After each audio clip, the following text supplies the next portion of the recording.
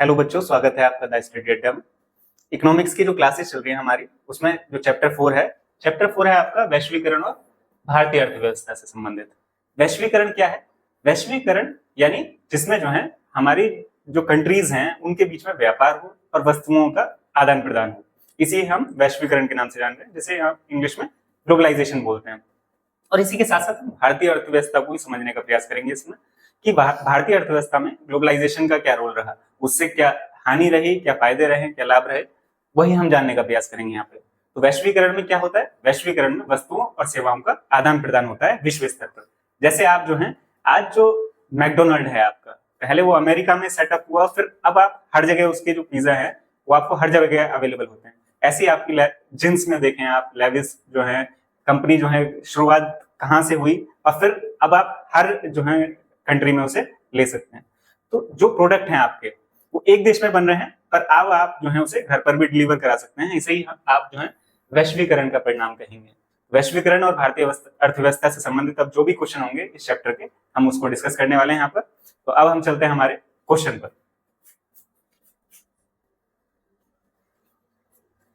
First जो question है हमारा, क्वेश्चन देखेंगे आप, वैश्वीकरण से आप क्या समझते हैं? वैश्वीकरण के बारे में हमने बात की, जिसमें हम बात कर रहे हैं वस्तुओं और सेवाओं का विश्व स्तर पर जो है आदान प्रदान जो हो रहा है, उसे वैश्वीकरण कह रहे हैं। तो विश्व स्तर पर किस तरीके से जो है किन किन चीजों का आदान प्रदान होता है? अर्थ दिया हुआ है देश की अर्थव्यवस्था को अन्य देशों की अर्थव्यवस्था के साथ, जिसमें हम व्यापार, इसमें जो है व्यापार हो रहा है पूंजी और सीमाओं के पार लोगों की आवाजाही। इसमें जो है लोगों की आवाजाही भी पड़ी। देखिए पहले हम बात करें जब राजा महाराजा हुआ करते थे, उस समय जो है जो अगर व्यापार की बात करें तो व्यापार जो है इतना सीमित था, अपने ही देश में सीमित था। बहुत कम जो है व्यापार दूसरे देशों के साथ होता था, और होता था तो करीबी जो देश हैं उनके साथ ही होता था। अब हम विश्व स्तर पर बात कर रहे हैं कि किसी भी देश के साथ, जो भी विश्व में जो देश हैं उन सभी के साथ जो है व्यापार, उनके साथ जो है अर्थव्यवस्था जो है वो जुड़ी हुई है। इसमें व्यापार हो, चाहे पूंजी हो, और चाहे सीमा के भीतर उनमें लोगों की आवाजाही हो, इसी को ही जो है एकीकृत करना वैश्वीकरण कहलाता है। इसमें क्या क्या शामिल होते हैं? देखिए विश्व स्तर पर जब आपका व्यापार बढ़ेगा तो इससे विदेशी व्यापार में वृद्धि होगी। अब जो है पहले हम जो प्रोडक्ट, जो उत्पादन जो हम कर रहे थे अपने देश में, पहले वो हमारे देश में ही बिकता था, परंतु अब वो विश्व स्तर पर बिका जा सकता है। तो उससे क्या होगा? विदेशी व्यापार में वृद्धि होगी। उत्पादन तकनीकों का निर्यात और आयात। अगर हम बात करें हमारे 1960s में जब इंडिया में जो है गेहूं की कमी हुई, उस समय जो है हमने बीजों का आयात किया अमेरिका से। HYV बीज, जिन्हें आप जानते हैं हाई यील्ड वैरायटी बीज, तो उन्हें हमने आयात किया ताकि जो है हमारी जो फसल है वो अच्छी हो सके और हमारा जो उत्पादन जो कम हो रहा था उसमें बढ़ोतरी हो सके। तो हम जो है तकनीकों का जो है निर्यात और आयात दोनों ही करते हैं इसमें। चाहे भारत जो है अपनी कुछ जो तकनीकें हैं उनको बाहर भेज सकता है, और हम बाहर से भी इंपोर्ट कर सकते हैं, जैसे हमने HYV बीज को देखा। इसके बाद भी जो है अब जो है हमारी जो टेक्नोलॉजीज हैं, हम उसमें भी जो है विश्व स्तर पर वो जो है हम खरीदते हैं। जैसे हम अपने डिफेंस की बात करें, डिफेंस में जो हमारे पास मिसाइल्स नहीं है, जो हमारे पास एयरक्राफ्ट नहीं है, उन्हें हम बाहर से आयात करते हैं। जैसे इसमें एक एग्जाम्पल हो सकता है S-400 जो है हम ये आयात करते हैं रशिया से जो है, क्योंकि वहां की वो टेक्नोलॉजी सबसे बेस्ट है इस चीज में। ये क्या करता है, जो मिसाइल्स अगर आपके देश पे अटैक करती हैं तो उससे जो है आपको सेव करता है, वो उसे हवा में ही डिस्ट्रॉय कर देता है। तो यहाँ पर क्या हो रहा है, तकनीकों का आयात और निर्यात, किसकी वजह से? वैश्वीकरण की वजह से। एक देश से दूसरे देश में पूंजी और वित्त का प्रवाह। पूंजी और वित्त का प्रवाह किस तरीके से?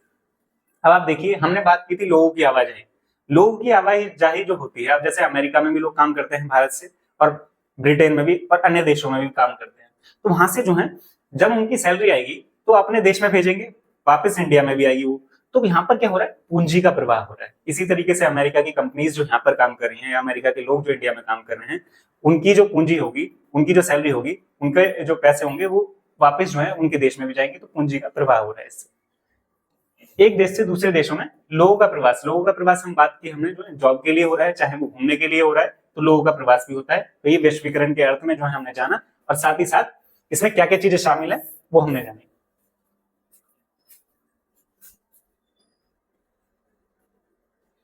अब दूसरा क्वेश्चन देखेंगे हम। दूसरा क्वेश्चन है, भारत सरकार द्वारा विदेश व्यापार, विदेशी व्यापार या विदेशी निवेश पर अवरोधक लगाने का कारण क्या है, और इन अवरोधकों को सरकार को क्यों हटाना चाहती है। देखिए, अवरोधक लगाने का कारण क्या है। अगर गवर्नमेंट जो है ये कोशिश कर रही है कि हम जो है बाहर से इंपोर्ट ना करें, या हम जो है, ये कारण क्या है इसका अवरोध लगाने का व्यापार, विदेशी व्यापार। तो अगर हम देखें, भारत में अगर किसान जो है 40 रुपए किलो चावल जो है दे रहा है, और वहीं जो है अगर चाइना यहाँ पर आकर 30 रुपए किलो चावल देने लगे, तो उससे क्या होगा, उससे जो भारतीय किसान है उनकी जो हालत होगी वो गंभीर हो जाएगी।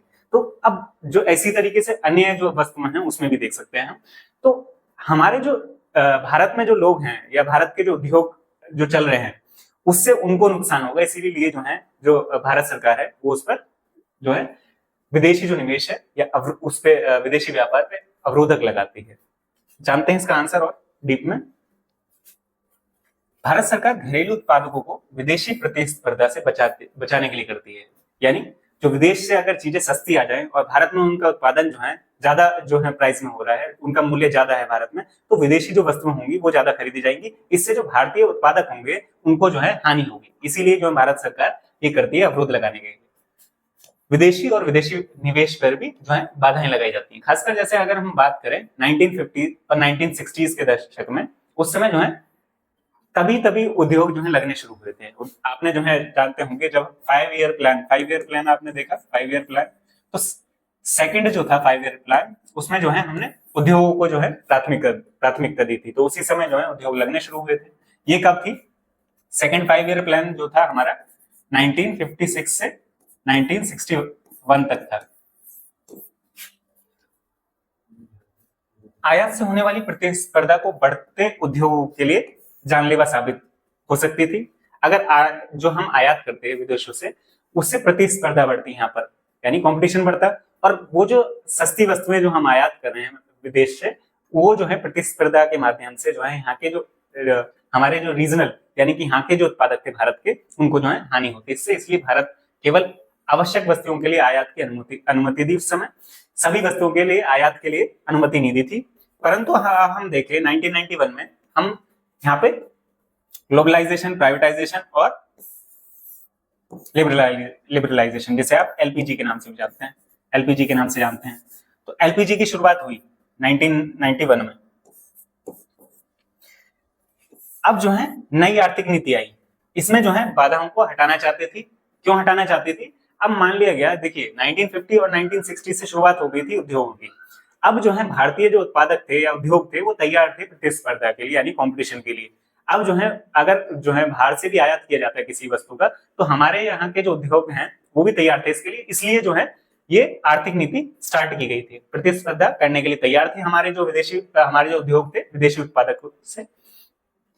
उसे लगा कि विदेशी जो प्रतिस्पर्धा है वास्तव में भारतीय उद्योगों द्वारा उत्पादित वस्तु और गुणवत्ता में सुधार लाएगी। अब कंपटीशन से क्या होगा? देखिए, उद्योगों को एक समय मिला कि अब जो है वो प्रतिस्पर्धा करने के लिए तैयार है, और साथ ही साथ अब उनमें गुणवत्ता भी बढ़ाने की जरूरत है। अगर बाहर से हम कोई चीज आयात कर रहे हैं उसकी गुणवत्ता अच्छी है, इसी तरीके से हम जो है भारत में भी उसकी गुणवत्ता अच्छी रखें, इसके लिए कंपटीशन शुरू किया गया। और शक्तिशाली जो राष्ट्रीय संगठन है उनका भी समर्थन था इसमें। जो हमने जो है उस समय लोन लिया था, बड़ी जो ऑर्गेनाइजेशन है। अब इससे क्या हुआ, उन्होंने जो है इस यहाँ पे समर्थन लिखा हुआ है, और साथ ही साथ हमारे ऊपर विश्व से दबाव बन रहा था। क्या दबाव बन रहा था? कि अब जो है भारत का जो व्यापार है उसे जो है विदेशी जो निवेश के लिए या विदेशी व्यापार के लिए भी खोला जाए। इसीलिए जो है ग्लोबलाइजेशन की शुरुआत हुई। ग्लोबलाइजेशन जो है लिबरलाइजेशन से भी जुड़ा हुआ है। इस तरीके से, क्योंकि लिबरलाइज, अब हम जो है लिबरल कर देंगे बहुत सारी चीजों में। जैसे व्यापार में अगर हम उदारीकरण ले आए तो उससे क्या होगा, उससे जो है ग्लोबलाइजेशन यानी वैश्वीकरण के लिए रास्ता साफ होगा। तो ये जो है आपका आंसर था, जिसमें हमने बात की कि विदेशी व्यापार और विदेशी निवेश के लिए क्यों जो है हमारी गवर्नमेंट ने पहले बंद किया, ताकि जो है हमारी जो उद्योग हैं वो विकसित हो सके प्रतिस्पर्धा के लिए। और जब वो विकसित हो गए प्रतिस्पर्धा के लिए, उस समय खोल दिए गए 1991 में सभी देशों के लिए, विदेशी व्यापार के लिए, विदेशी निवेश के लिए। यही इसका आंसर था आपका।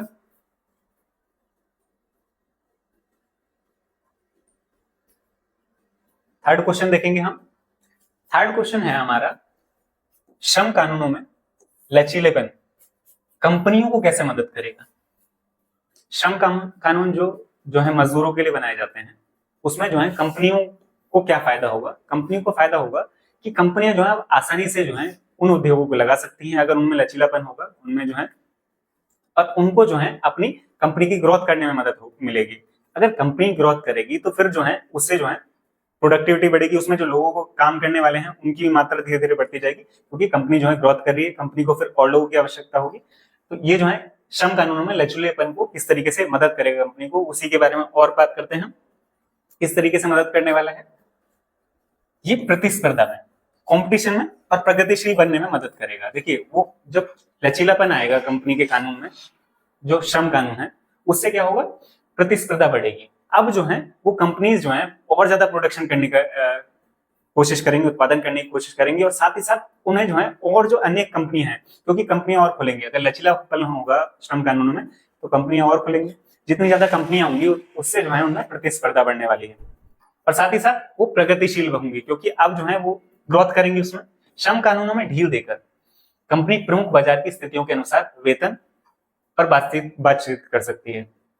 अब श्रम कानून में हमने जो है ढील दी, तो उससे क्या हुआ? बाजार की स्थितियों के अनुसार अगर बाजार में जो है उनको हानि हो रही है, उनका जो है नुकसान हो रहा है, तो वो जो है उसमें अब जो वेतन दे रही है मजदूरों को उसमें कमी कर सकती है, और अगर उसमें जो है उन्हें लाभ हो रहा है तो उस वेतन को बढ़ा सकती है, तो उस पर वो बातचीत कर सकती है। वो फिक्स नहीं रहेगा वेतन, तो इससे कंपनी को लाभ और हानि जिस हिसाब से होगा उसी हिसाब से वो वेतन जो है सेट करेंगे।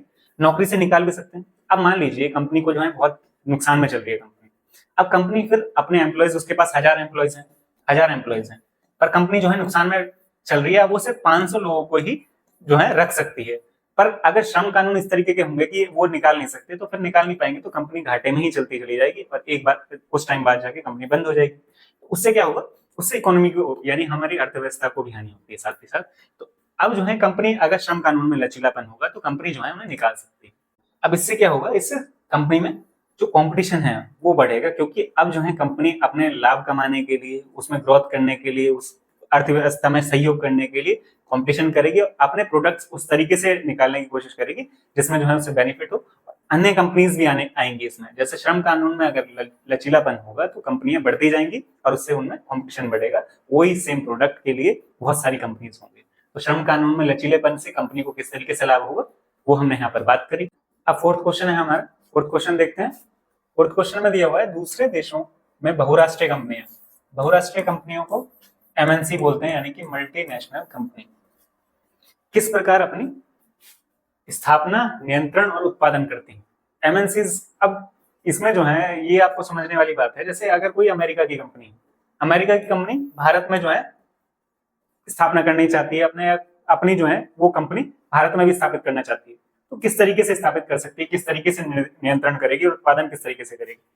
देखिए इसके लिए कंपनी जो है या तो अपनी जो है एक नई कंपनी सेटअप करे वहां पर दोबारा जाकर, या फिर नई कंपनी सेटअप के साथ वो जो है एक ये कर सकती है कि पुरानी उसी फील्ड में जो कंपनी है उसमें जो है कुछ परसेंट पे, 50-50% पे पार्टनरशिप पे काम कर ले, या फिर पूरी तरीके से उससे जो है वो कंपनी खरीद ले। तो इस तरीके से अपना कार्य कर सकती हैं। अब और क्या हो सकता है इसमें? बहुराष्ट्रीय कंपनी या एमएनसी मल्टीनेशनल कंपनी अपने कारखाने उत्पादन इकाइयां बाजारों के पास स्थापित करते हैं। देखिए अब वो स्थापित कहाँ करेंगे? अब आपने देखा टेस्ला भारत में आई, टेस्ला ने सबसे पहले कहां पर अपना सेटअप किया? मुंबई में। अब सेकंड जो उसने स्टार्टिंग की वो दिल्ली में। तो ये जो सेटअप किया जा रहा है अपनी कंपनी को, स्थापित जो किया जा रहा है कंपनी को, वो कहाँ किया जा रहा है? जहां पर जो है बाजार है, जहां पर जो बाजार है, और शहरों में अधिकतर ये किया जा रहा है, क्योंकि शहरों में क्या होता है, सघन आबादी होती है, यानी कि पॉपुलेशन बहुत डेंस होती है, और वहां पर जो है जो क्रय क्षमता होगी वो भी अधिक होती है। इसी वजह से जो बाजार है वो शहरों में ही ये जो एमएनसीज कंपनी स्थापित करती हैं अपने आप को। और इन्हें जो है अब क्या चाहिएगा होगा, इन्हें स्किल्ड लेबर चाहिए, इन्हें जो है चाहिए उस जो भी ये कंपनियां खोलना चाहती है उससे संबंधित लोगों को ज्ञान है। अब वो कहाँ मिलेगा? वो शहरों में बहुत आसानी से इन्हें मिल जाता है, इसीलिए वो शहरों में या बाजारों में स्थापित करती हैं अपनी कंपनी। उन्हें उत्पादन के अन्य कारकों के साथ साथ कम लागत पर वांछित प्रकार के कुशल और अकुशल श्रमिक भी मिल जाते हैं। अब शहरों में क्या होता है, दोनों तरीके के उन्हें जो है श्रमिक मिलते हैं, अकुशल और कुशल। अब देखिए अकुशल श्रमिक कहाँ हो सकते हैं? जो भी उनके मैनेजमेंट में, जिस तरीके से उन्हें जो है पहले वो अगर स्टार्ट करना है तो अकुशल जो श्रमिक होंगे, अब चाहे उनकी जो सिक्योरिटी के लिए चाहिए, सिक्योरिटी में जो है दोनों तरीके के कुशल और अकुशल दोनों तरीके के लोग आ सकते हैं। उसी तरीके से उन्हें जो नॉर्मल काम कराना है अपना, उसके लिए जो है कुशल और अकुशल दोनों तरीके के श्रमिक चाहिए होते हैं। इन शर्तों को सुनिश्चित करने के बाद एमएनसी जो है निम्नलिखित तरीके से उत्पादन इकाइयां स्थापित करती है। क्या क्या शर्तें रही? बाजार रहा, सबसे पहले बाजार देखा उसने, शहरों में बाजार जहां उसे मिला वहां पे स्थापित की। फिर कम लागत पर उसे जो कुशल और अकुशल श्रमिक मिल गए। अब ये शर्त पूरी होने के बाद वो क्या देखती है, कुछ स्थानीय कंपनियों के साथ संयुक्त रूप से भी वो जो है जुड़ सकती है। स्थानीय कंपनी उसी फील्ड में जो है अगर वहां पर पहले से ही अवेलेबल हैं, पहले से उपस्थित हैं, तो उनके साथ वो जुड़ सकती है। इससे क्या होगा, उससे पूरी तरीके से नया सेटअप करने में बहुत टाइम लगता है, तो उसे जो है पहले से ही एक कंपनी मिलेगी उसी फील्ड में, उसी के साथ जो है संयुक्त रूप से वो जुड़ जाएगी। स्थानीय कंपनियों को यहाँ पर जो है परसेंटेज यानी पार्टनरशिप में, वो पार्टनरशिप में काम करेगी कि 50-50 पार्टनरशिप में 50% पार्टनरशिप पे वो कार्य कर सकते हैं कि 50% पार्टनरशिप खरीदने के लिए वो वहां पर कंपनी खरीद लेगी। स्थापित करने को खरीद कर, अब स्थापित जो पहले से ही कंपनी है उसे पूरी तरीके से खरीद भी सकती है वो, और आधुनिक तकनीकी की मदद से अपने उत्पादन का विस्तार कर सकती है। पहले से ही कंपनी, कार की कोई कंपनी है, कोई कार की कंपनी बाहर से भारत आना चाहती है, पहले से यहाँ पर कोई लोकल कंपनी है, उसे वो पूरी तरीके से अडॉप्ट कर लेगी, पूरी तरीके से खरीद लेगी और अपनी टेक्नोलॉजी लगाकर वो जो है फिर अपना जो है उत्पादन का विस्तार करेगी। और कैसे कर सकती है, छोटे जो उत्पादक है उन्हें ऑर्डर देकर। अब कंपनी क्या कर रही है, कंपनी अपने जो है फोन उसने लॉन्च किया, भारत में आई वो कंपनी, भारत में आने के बाद उसने जो है लोकल कंपनी ली जो बहुत ज्यादा जो है नॉन नहीं है, उनसे उन्होंने अपने जो है ऑर्डर दिए फोन बनाने के अलग अलग जगह, जहां किसी को जो है 5,000 कहीं दिए, 1,00,000 कहीं दिए, कहीं 50,000 ऑर्डर दिए। उन सभी को जो है अपने ब्रांड बनाकर फिर उस पर अपना लोगो लगाकर उन्हें जो है बेच दिया। इस तरीके से भी कार्य कर सकती है। तो कैसे कर सकती है, देखिए सबसे पहले क्या है, बाजार देखेगी कंपनी, फिर क्या, कम लागत पर उसे मजदूर मिलने चाहिए, श्रमिक मिलने चाहिए, वो कुशल हो या अकुशल हो, दोनों तरीके के। फिर अब वो पार्टनरशिप में कर सकती है, सबसे पहले जो पहले से ही स्थापित कंपनी है उसके साथ पार्टनरशिप कर या उसे पूरी तरीके से खरीद कर भी कर सकती है, और या फिर अपने जो उत्पादन है उसे छोटे छोटे उत्पादकों से बनवाकर वो अपना जो है उस पर ब्रांड लगाकर और उसे बेच सकती है। इस तरीके से जो कंपनी होती है, बहुराष्ट्रीय कंपनी कार्य करती है। अब एमएनसीज अगर आप देखते हैं तो ये बहुत ज्यादा, अगर आप गुड़गांव के एरिया में देखें, नोएडा के एरिया में देखें, यहाँ पर आपको बहुत ज्यादा एमएनसीज देखने को मिलेंगे जो यहाँ पर आके सेटअप हुई। यहाँ से जो है कुशल और कुशल श्रमिकों को यहीं से ही उन्हें मिल जाते हैं, कैसे, कम लागत पर मिल रहे हैं, इसलिए सेटअप हो रही है यहाँ पर, और फिर यहाँ से जो है वो अपना कार्य कराकर जो है वापस बाहर भेज रही है, या फिर यहाँ से जो है उत्पादन कर भारत में बेच रही है। तो इस तरीके से आप, जैसे आपने टेस्ला देखी, आईफोन जो है, आईफोन भी जो है भारत में आने के लिए प्रयास कर रही है, टेस्ला आ चुकी है। ये क्या है, एमएनसीज कंपनी है, क्यों आ रही है, कम लागत पर इन्हें कुशल श्रमिक मिल रहे हैं। अब भारत के बाहर जब ये अमेरिका में जो है बना रही थी ये चीजें, अमेरिका से वो जो फिनिश्ड प्रोडक्ट आएगा, कार बनकर आएगी भारत में, तो उस पर जो है टैक्स लगेगा। वो टैक्स से जो है कार जो है उन्हें महंगी पड़ती है, लोग कम खरीदेंगे। अगर वो उसका उत्पादन यहीं पर ही करना शुरू करें तो उनका लाभ जो है बढ़ता चला जाएगा। क्यों? क्योंकि अब जो है उन्हें पार्ट्स मंगाने होंगे बाहर से, और साथ ही साथ वो जो है स्थानीय कंपनी के साथ जुड़ी है, तो उन्हें जो है ये कार्य करने के लिए बहुत इजीली वो कार्य हो सकते हैं। उत्पादन के, अब जो उत्पादन होगा उनकी जो लागत आएगी वो कम होगी, उनका जो टैक्स होगा वो कम होगा, और इससे जो उनका लाभ जो है ज्यादा होगा। इसलिए ही एमएनसीज कंपनी जो है एक दूसरे देश में जाकर जो है वहीं पर ही उत्पादन करती है, यही कारण है। पर अब आपने जान लिया कि स्थापना किस तरीके से करती है, नियंत्रण किस तरीके से करती है, उत्पादन किस तरीके से करती है।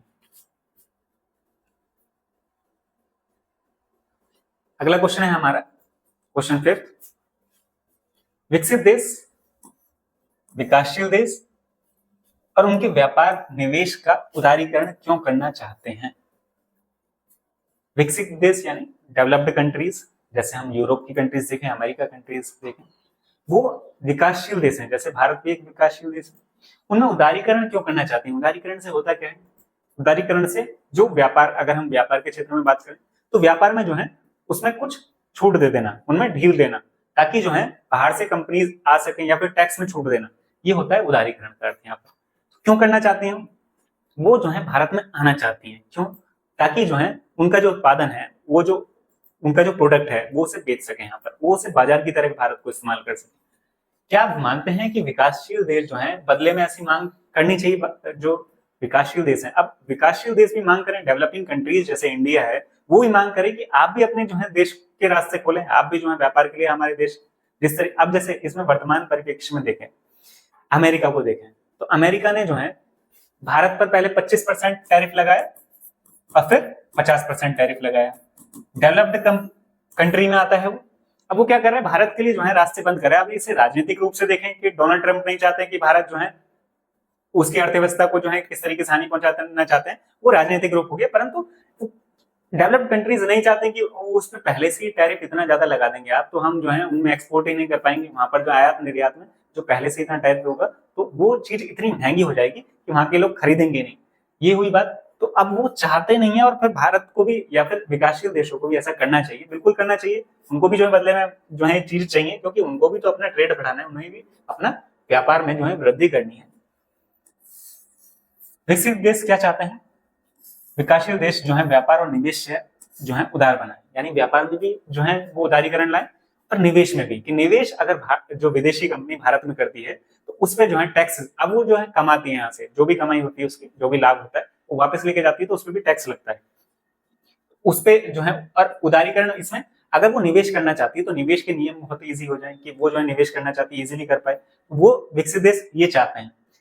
विकसित देशों को बहुराष्ट्रीय कंपनियां कम खर्चीले विकासशील देशों में कारखाने स्थापित कर सकेंगे। अब उन्हें क्या, यहाँ पर क्या हो रहा है, यहाँ पर कुशल और अकुशल श्रमिक उन्हें जो है कम जो है लागत पर मिल रहे हैं, कम आय देनी होगी उनको। दूसरी बात ये, यहाँ पर जो है उनका खर्च कम हो जाएगा, तो इससे क्या होगा, उनका लाभ बढ़ जाता है। इसलिए वो आना चाहती हैं विकासशील देशों में, क्योंकि विकसित देशों में अगर हम बात करें, उन्हें जो है जो आय देनी होगी उनके कुशल और अकुशल श्रमिकों को, वो बहुत ज्यादा होती है, यानी इससे लागत बढ़ जाती है। लागत बढ़ जाएगी तो उनका लाभ कम हो जाता है। और अगर विकासशील देशों में आते हैं तो उनकी जो लागत वो कम हो जाती है और लाभ बढ़ जाता है। इसीलिए विकसित देशों से जो कंपनीज हैं वो आना चाहती हैं विकासशील देशों में। और इस तरह कम निर्माण लागत और समान बिक्री मूल्य से मुनाफा है। वही बात बताई मैंने कि इनका जो कॉस्ट प्राइस है, यानी निर्माण जो लागत है वो कम हो जाती है, तो इनका जो बिक्री मूल्य के साथ मुनाफा बढ़ जाता है। अब जो है यहाँ पे राय भी पूछी गई थी, तो अब जो है अगर हम राय की बात करें तो अब जो हमारे घरेलू उत्पादक हैं, जो भारत में जो है घरेलू उत्पादक हैं, उनके लिए सुरक्षा की मांग होनी चाहिए। देखिए अगर आप देखते हैं हमारे आसपास जो हमारे देश में ही उत्पादन कर रहे हैं, उनकी सुरक्षा के लिए क्यों, क्योंकि भारत के लोगों को अगर हम जो है उसमें जो है योगदान नहीं करेंगे, उन्हें जो है आगे बढ़ाने का प्रयास नहीं करेंगे, तो उससे क्या होगा, वो जो घरेलू उद्योग है वो बंद हो जाएंगे। और वो बंद हो जाएंगे तो हमारा जो, अगर हम देखें आसपास में जो है, तो रोजगार की कमी होने लगेगी, क्योंकि जो लोग खुद कार्य कर रहे थे वो खत्म होता चला जाएगा। तो सुरक्षा की मांग होगी उनके लिए, घरेलू उत्पादकों के लिए। और एमएनसी अगर भारत में आना चाहती है तो हम किस तरीके से उन्हें रोकें, किस तरीके से जो है हम उन्हें कम कर सकते हैं, ताकि हमारे घरेलू उत्पादक भी बचे रहें और एमएनसीज भी आ सकें। तो अब हम उन पे लगाएंगे शुल्क, एक शुल्क लगाएंगे, ताकि जो है वो इतनी ज्यादा भी तादाद में ना आ जाए भारत में कि यहाँ के जो घरेलू उत्पादक हैं वो पूरी तरीके से खत्म हो जाए।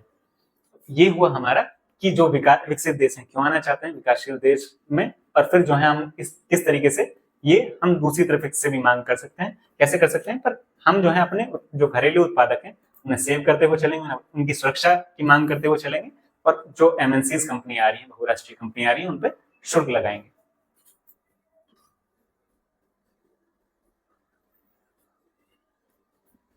नेक्स्ट क्वेश्चन है हमारा, वैश्वीकरण जो है, जो उसका प्रभाव रहा, उसका इफेक्ट रहा, वो समान नहीं है।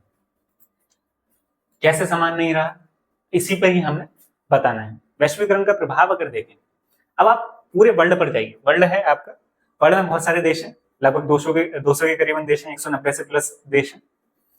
इन सभी देशों में क्या है, अगर आप कुछ गरीब कंट्रीज के नाम याद कीजिए और कुछ अमीर कंट्रीज के नाम याद कीजिए, आपके दिमाग में यूरोप की कंट्रीज आती है एक तरफ आप जाएंगे अफ्रीका में, अफ्रीका के कॉन्टिनेंट में। दोनों में जो है क्या वैश्वीकरण का प्रभाव जो रहा, क्या समान रहा?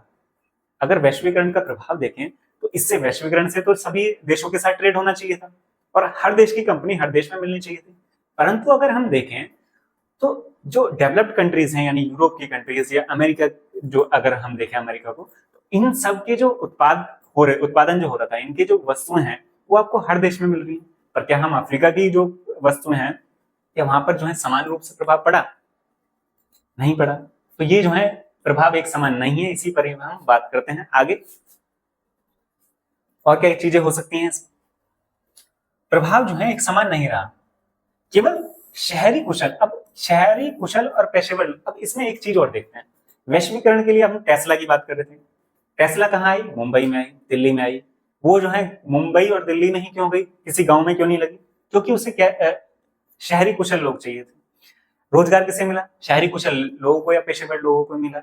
अब जो है जो ग्रामीण क्षेत्र में जो लोग थे उनको तो रोजगार नहीं मिला, तो क्या एक समान रहा प्रभाव? नहीं रहा। लाभ जो हुआ अकुशल लोगों को नहीं हुआ, जो ग्रामीण क्षेत्र में लोग रहे थे या शहरी क्षेत्र के भी अकुशल जो लोग थे उनको लाभ नहीं मिला इसका। वैश्वीकरण से कृषि, अगर हम कृषि की बात करें, वैश्वीकरण का प्रभाव जो है कृषि पर बहुत कम रहा। किसकी तुलना में? अगर हम बात करें उद्योगों की या सेवा क्षेत्र की तुलना में बात करें, तो उन दोनों पर तो बहुत अच्छा प्रभाव रहा, बहुत ज्यादा प्रभाव रहा, पर कृषि क्षेत्र पर बहुत कम प्रभाव रहा और लाभ भी जो है इन्हें ही मिला, जो औद्योगिक क्षेत्र है और सेवा क्षेत्र है। तो क्या जो है समान रहा औद्योगिक वैश्वीकरण का प्रभाव? क्या समान रहा?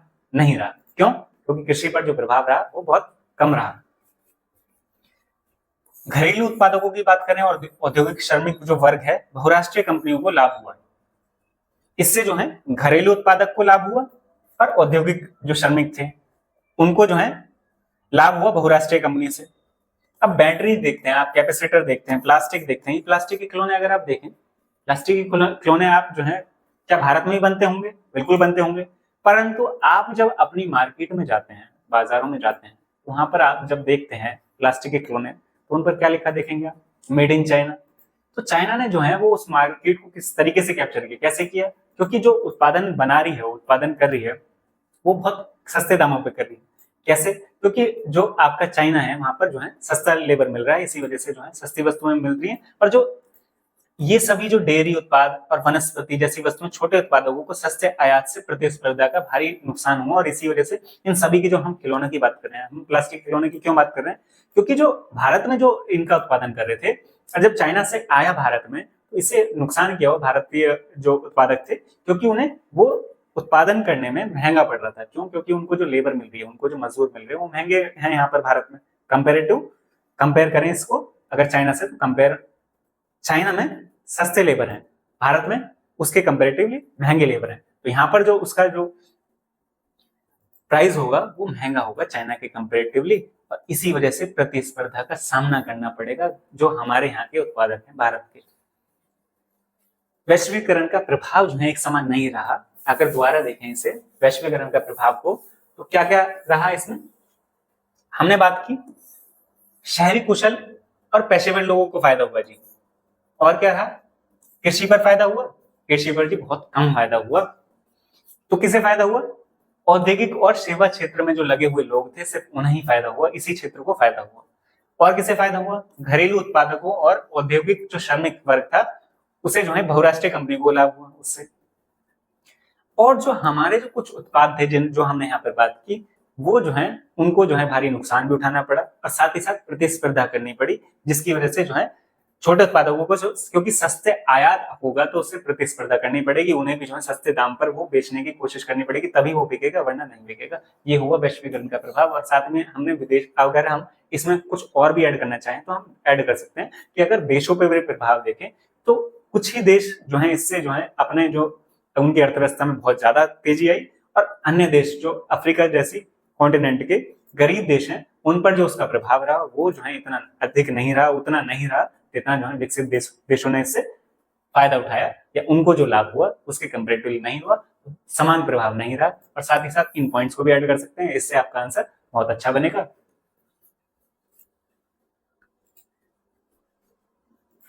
हमारा 7th क्वेश्चन है। 7th क्वेश्चन में क्या कह रहा है? व्यापार और निवेश नीतियों का उदारीकरण वैश्वीकरण प्रक्रिया में किस तरीके से सहायता पहुंचाता है?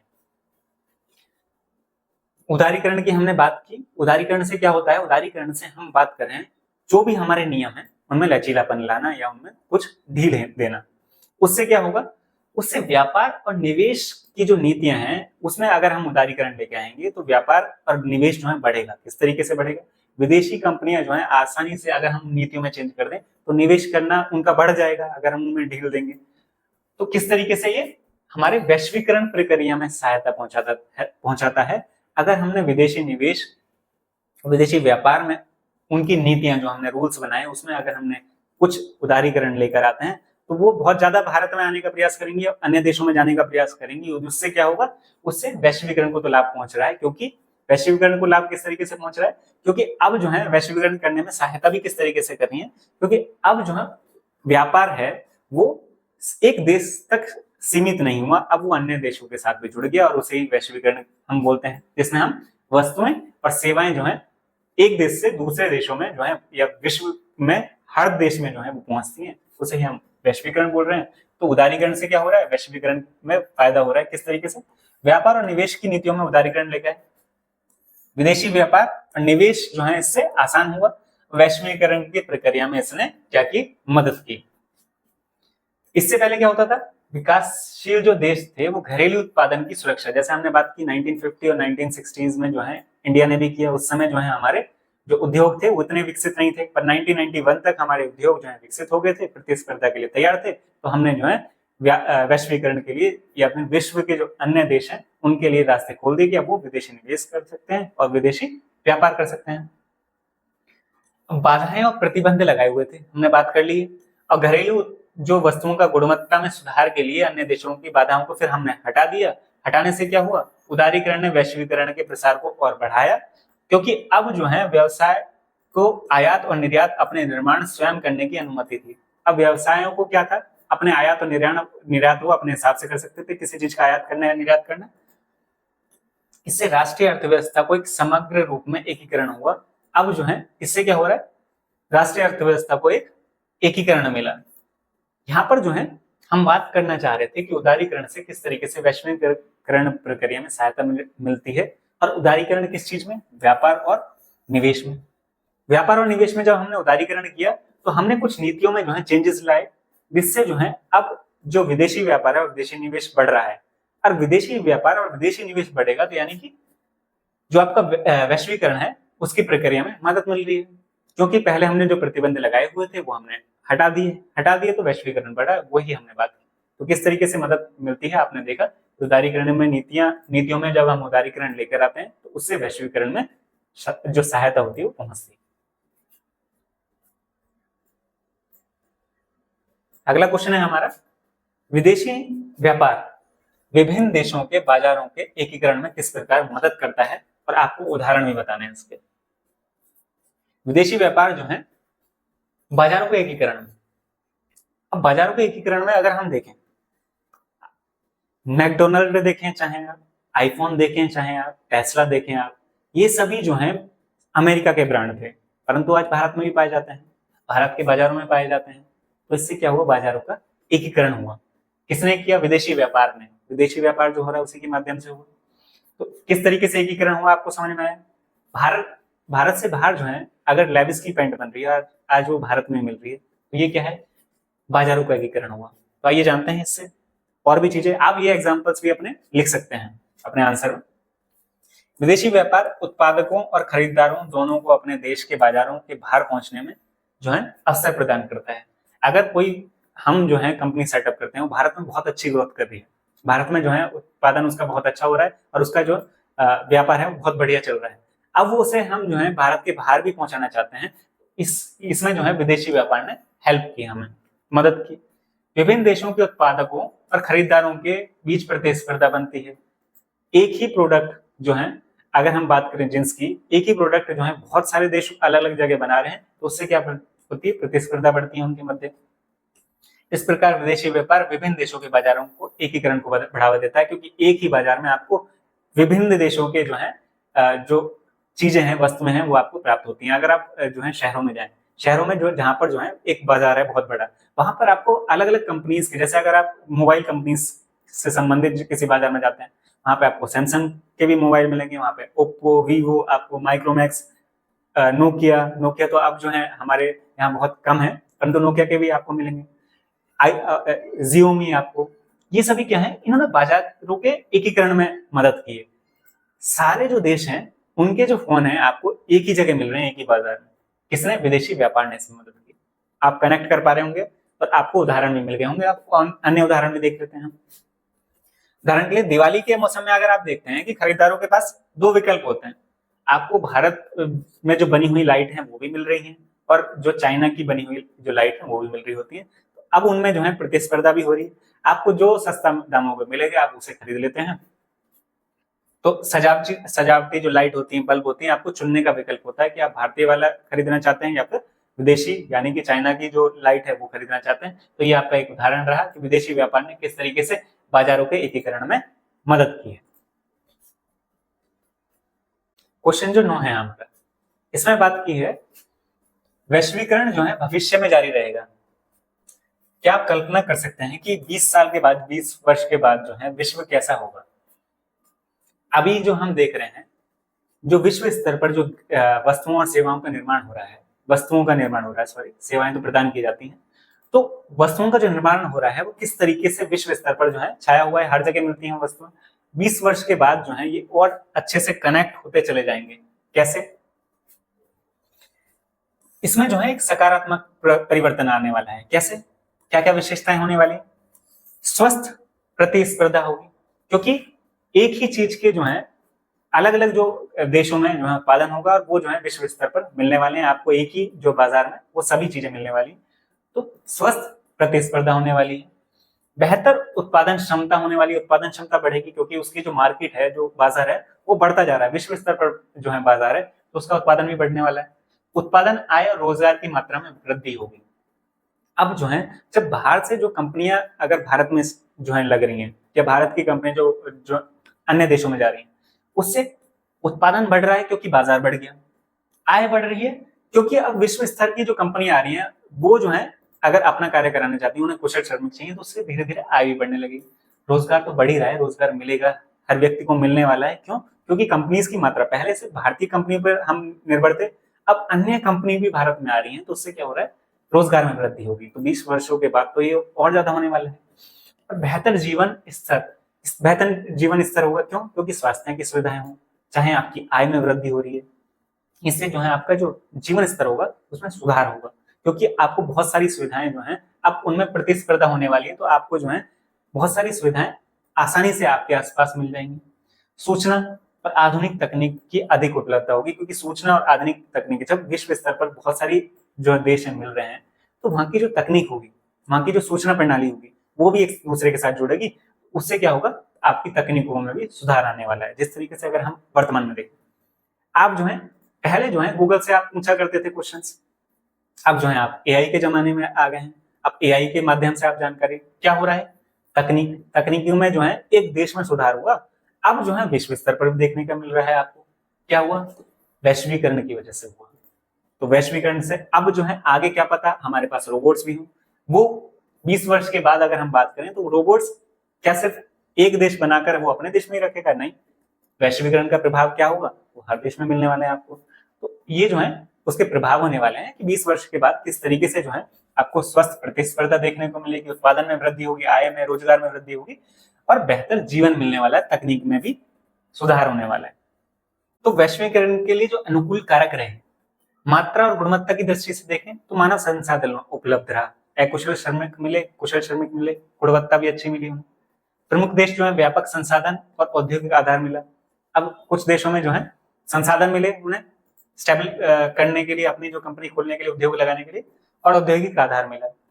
बढ़ती उद्यमिता और घरेलू बाजार जो किस तरीके से बढ़ रहा है, ये सभी जो है वैश्वीकरण के लिए जो है अनुकूल कारक रहे, जिसकी वजह से वैश्वीकरण जो है बढ़ता गया। और आगे भी जो है किस तरीके से जो 20 वर्ष के बाद जो चीजें देखने के लिए मिलने वाली, उनकी बात की हमने। क्वेश्चन जो हमारा 10 है, क्वेश्चन 10 में जो है दो लोग तर्क कर रहे हैं। इसमें क्या तर्क कर रहे हैं? एक व्यक्ति कह रहा है कि वैश्वीकरण का जो हमारे देश में बहुत ज्यादा क्षति हुई, मतलब बहुत ज्यादा नुकसान हुआ वैश्वीकरण के माध्यम से। और दूसरा क्या कह रहा है? वो कह रहा है कि वैश्वीकरण ने भारत के विकास में सहायता की। दोनों के ही जो है पॉइंट है वो सही है। कैसे? अब उसमें जानते हैं, क्योंकि वैश्वीकरण का प्रभाव अच्छा भी रहा और बुरा भी रहा। कैसे रहा? पहले लाभ की बात करते हैं। वस्तुओं और सेवाओं के व्यापार में जो है मात्रा में वृद्धि हुई। बिल्कुल सही, वस्तुओं और सेवाओं के जो व्यापार में जो है वृद्धि हुई है। लाभ की बात कर रहे हैं, निजी विदेश पूंजी का प्रवाह और अर्थव्यवस्था के लिए निर्यात उन्मुखीकरण हुआ। देखिए, निजी विदेशी पूंजी, अब जो है हमारे पास विदेशी पूंजी का जो अगर प्रभाव है वो ही बढ़ता चला गया। उत्पादन बढ़ा, आय बढ़ी, रोजगार की मात्रा में भी वृद्धि हुई। ये सभी जो है हमारे पॉजिटिव रहे, वैश्वीकरण के कारण क्या लाभ हुए। अब प्रभाव क्या रहे या फिर हम जो है नुकसान क्या रहे? सतत विकास प्राप्त करने में सहायक नहीं हो सकता। वैश्वीकरण ने जो सस्टेनेबल डेवलपमेंट की बात कर रहे हैं वो नहीं हो पाया इससे। इससे विभिन्न देशों के बीच आय असमानता बढ़ी। अब कुछ जो कंट्रीज हैं उन्होंने बहुत अच्छा लाभ कमाया, बहुत अच्छी जो है उनकी जो है अर्थव्यवस्था बढ़ती चली गई, और दूसरे जो कंट्रीज हैं उनमें जो अर्थव्यवस्था है वो इतनी अच्छी ग्रोथ नहीं कर पाई, जिससे आय असमानता बढ़ती चली गई। एक जगह जो है एक व्यक्ति को सेम कार्य के लिए लाख रुपए दिए जा रहे हैं और दूसरे देश में उसी सेम कार्य के लिए 20,000 रुपए दिए जा रहे हैं, तो किस तरीके से आय असमानता बढ़ी। इससे देशों के भीतर आय असमानता बढ़ी, हमने बात की। वैश्वीकरण अब आगे क्या है, आशाएं हो मुझे, अब हमें क्या लगता है कि प्रक्रिया जो है जो अधिक से अधिक देशों को आकर्षित कर रही है। वैश्वीकरण की जो प्रक्रिया है उससे क्या हो रहा है, क्योंकि आपको जो है एक बाजार मिल रहा है, आप जो है अपने जो उत्पादन किया आपने वस्तु का, उसे जो है आप बाहर कहीं भी बेच सकते हैं। अब जो है और साथ ही साथ आप अपनी सेवाएं देने के लिए जो लोग हैं वो बाहर जा सकते हैं, किसी अन्य देश में भी जा सकते हैं अगर उनके पास स्किल है, यानी वो किसी चीज में कुशल है। वैश्वीकरण को हम सहजता से स्वीकार करना चाहिए अब हमें, क्योंकि इससे आर्थिक लाभ को अधिकतम करने के लिए हमें तैयार करता है और तैयार हमें इसके लिए रहना चाहिए।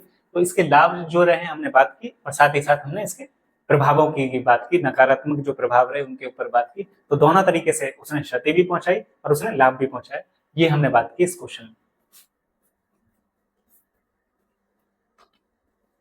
अब क्वेश्चन जो 11 है आपका, ये रिक्त स्थान वाला है। तो रिक्त स्थान में जो है 2 दशक पहले की तुलना में जो भारतीय खरीदारों के पास वस्तुओं के अधिक से अधिक विकल्प थे, कि अधिक विकल्प हैं। पहले जो 2 दशक पहले की बात करें तो उससे अब जो है भारत के पास जो है भारतीयों के पास जो है अधिक विकल्प हैं, क्योंकि अब जो है वैश्वीकरण के प्रभाव की बात कर रहे हैं यहाँ पर। और यह जो है किस चीज की प्रक्रिया से नजदीक से जुड़ा है, तो ये जो है वैश्वीकरण, क्योंकि वैश्वीकरण ने ही तो जो है इसमें मदद की, तो उसकी प्रक्रिया से जुड़ा है। अनेक देशों, अब हम साथ में इसके लेके चलते हैं, अनेक दूसरे देशों में उत्पादित जो वस्तुओं को भारत के बाजारों में बेचा जा रहा है, किसकी वजह से, वैश्वीकरण की वजह से। इसका अर्थ क्या है, अन्य देशों के साथ हमारा जो क्या बढ़ रहा है, व्यापार बढ़ रहा है, अन्य देशों के साथ व्यापार बढ़ रहा है। इससे भी आगे भारत में बहुराष्ट्रीय कंपनियों द्वारा उत्पादित ब्रांडों की जो बढ़ती संख्या हमें बाजारों में देखने के लिए मिलती है। जो बहुराष्ट्रीय कंपनियां हैं उनकी जो बाजारों में जो मात्रा है वो धीरे धीरे बढ़ती जा रही है। बहुराष्ट्रीय कंपनी भारत में निवेश कर रही हैं क्योंकि उन्हें उत्पादन लागत है वो सस्ती है, क्योंकि यहाँ पर जो कुशल और अकुशल श्रमिक हैं वो उन्हें कम लागत पर जो है मिल जाते हैं, तो उनकी जो उत्पादन लागत होगी वो कम है। जबकि बाजार में उपभोक्ताओं के लिए अधिक विकल्प हैं, और बाजार में जो अगर हम अपनी बात करें, जो उपभोक्ता है उसके पास विकल्प हैं एक ही चीज को खरीदने के लिए, उसके पास बहुत सारे, एक फोन खरीदना है हमारे पास हमें, तो हमारे पास 10 के करीबन विकल्प हैं। सेम चीज जो है अलग अलग कंपनीज जो है उसमें अगर हम फीचर्स की बात करें तो एक ही सेम फीचर्स अलग अलग कंपनी अलग अलग रेट में दे रही है, तो उससे हमारे पास क्या हो रहा है, उपभोक्ता के पास बहुत सारे विकल्प हुए। इससे जो है क्या होती है, बढ़ती मांग और क्रय क्षमता के प्रभाव का अर्थ है कि उत्पादकों के बीच अधिकतम प्रतिस्पर्धा होगी। तो मांग बढ़ रही है, मांग बढ़ने के साथ क्रय क्षमता भी बढ़ रही है, और इससे जो है जो उत्पादक होंगे, जो उत्पादन कर रहे हैं, यानी कि जो फोन की कंपनीज हैं जो उत्पादन कर रही हैं, उनके बीच में प्रतिस्पर्धा बढ़ेगी, क्योंकि जो मांग है वो तो बढ़ रही है। अगर वो जो है सेम जो चीज है उसे कम दाम में, सस्ते दाम में बेचेंगे और फीचर्स अच्छे होंगे, तो उससे क्या होगा, उनकी जो प्रोडक्ट है वो बहुत ज्यादा बिकेगा और उससे जो है प्रतिस्पर्धा बढ़ती जाएगी, क्योंकि और भी कंपनीज अच्छी क्वालिटी यानी गुणवत्ता अच्छी रखेंगी और साथ ही साथ उसके प्राइस सस्ते दामों पर लेकर आएंगी, तो वो जो है अपना जो प्रोडक्ट है वो बेच पाएंगे, क्योंकि प्रतिस्पर्धा इस तरीके से बढ़ती जाएगी। इससे किसका लाभ हो रहा है, इससे जो है जो उपभोक्ता है उसका लाभ होगा। क्वेश्चन 12 है हमारा मिलान करने के लिए। मिलान अगर हम इन्हें पहले पढ़ते जाएंगे और साथ में आप जो है मैच करते जाएंगे, फिर लास्ट में मैं आपको इसके आंसर्स मैच जो किए हुए वो दिखा दूंगा। बहुराष्ट्रीय कंपनी छोटे उत्पादकों से सस्ते दरों पर जो है चीजें खरीदती हैं। तो वो क्या चीजें खरीदती हैं, जैसे कपड़ा हो, जूते चप्पल हो, खेल के सामान है, वो खरीद लेती हैं और उस पर क्या करती हैं, अपना लोगो लगा देती हैं, उसे बेच देती हैं। तो ये हुआ, पहले आपका मिल गया, क्या का व्यय हो गया। दूसरा क्या है, आयात पर कर, कोटा का उपयोग व्यापार नियमन के लिए किया जाता है। क्यों किया जाता है, ये जो है सारी चीजें व्यापार अवरोधक हैं, क्यों लगाई जा रही हैं, ताकि जो है हमारे यहाँ के जो उत्पादक हैं उनको नुकसान ना हो, इसलिए जो है आयात पर कर लगाया जा रहा है, ताकि उसकी वैल्यू बढ़ जाए, उसके जो प्राइस बढ़ जाए, ताकि हमारे जो भारत में जो उत्पादन कर रहे हैं उनका जो है नुकसान ना हो। विदेश में निवेश करने वाली भारतीय कंपनी, भारत से किन कंपनियों ने जो है विदेश में निवेश किया है, वो है आपकी टाटा मोटर्स, इन्फोसिस और रेनबेक्सी। ये जो कंपनीज हैं इन्होंने भारत के बाहर भी निवेश किया है। और क्या है, आईटी ने सेवाओं के उत्पादन में प्रसार में सहायता की है। आईटी से संबंधित आप जानते हैं कॉल सेंटर ने किस तरीके से सेवाओं के उत्पादन में प्रसार में सहायता की है। और लास्ट है आपका, अनेक बहुराष्ट्रीय कंपनियों ने उत्पादन करने के लिए निवेश किया है। तो उसमें जो है मोटर गाड़ियों में किस तरीके से बहुराष्ट्रीय कंपनियां जो है, अंतरराष्ट्रीय कंपनियां जो है, वो किस तरीके से मोटर गाड़ियों में निवेश कर रही है। ये आपके पांचों जो है ऑप्शन है। एक बार सीधे आपको बता देता हूँ। बहुराष्ट्रीय कंपनियां छोटे उत्पादकों से सस्ते दरों पर कपड़ा, जूते, चप्पल खरीदती हैं। आयात जो लगाया जाता है वो व्यापार अवरोधक के लिए लगाया जा रहा है। हमारी जो टाटा मोटर्स है, इन्फोसिस है, रेनबेक्सी है, इन्होंने जो है विदेशी निवेश किया है, विदेशों में निवेश किया है। आईटी से संबंधित जो सेवाओं के उत्पादन के प्रसार में कॉल सेंटर ने किस तरीके से सहायता की है। और बहुराष्ट्रीय कंपनियां मोटर गाड़ियों में सबसे ज्यादा निवेश करती हैं। ये आपके जो मिलान करने थे वो आपके मिलान हुए। सीधे आपको करेक्ट भी बता दें किस तरीके से इनके आंसर है।